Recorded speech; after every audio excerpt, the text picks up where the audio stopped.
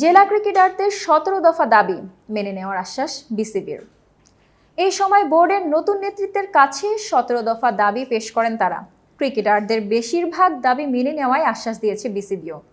ক্রিকেটাররা ঘরোয়া ক্রিকেটের নির্দেশের সময়সূচি, জাতীয় ক্রিকেট লিগের প্রত্যেক বিভাগে দ্বিতীয় সারির আরেকটি দল গঠন করে লিগ আয়োজনে দাবি করেন। প্রথম বিভাগ ক্রিকেট লিগে ৩ সংস্করণের লিগ সহ প্রথম, দ্বিতীয় ও তৃতীয় বিভাগের সেরা ৩০ জন খেলোয়াড় সহ ৯০ জন খেলোয়াড়কে বেতনের আওতায় আনার বিষয়টিও আছে দাবি দেওয়ার মধ্যে। এছাড়া কোয়াব পুনর্গঠনের দাবি জানিয়েছে ক্রিকেটাররা। প্রথম বিভাগের লিগের ক্রিকেটার আসাদুজ্জামান গণমাধ্যমকে বলেন, আমরা চাই কোয়াবকে নতুন করে পুনর্গঠন করা হোক। এই কোয়াব আসলে ক্রিকেটারদের অনেক কিছুই জানে না, আমাদের সঙ্গে কখনো কথাও বলেনি। আমরা যখন আমাদের সমস্যাগুলো কোয়াবকে জানিয়ে এসেছি, তারা কোনো উদ্যোগ নিত না।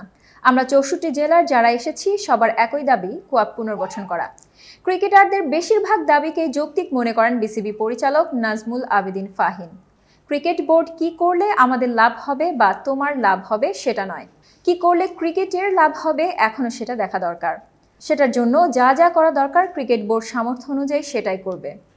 তিনি আরও বলেন, জেলা ক্রিকেট চালু করা, জেলা পর্যায়ে একটা উইকেট থাকা শুরু করে প্লেয়ারদের ওয়েলফেয়ার, প্রতিযোগিতা বাড়ানোর কথা যদি বলি, সিস্টেমেটিক্যালি সবখানে যেন ফেয়ারলি সিদ্ধান্ত নেওয়া হয়।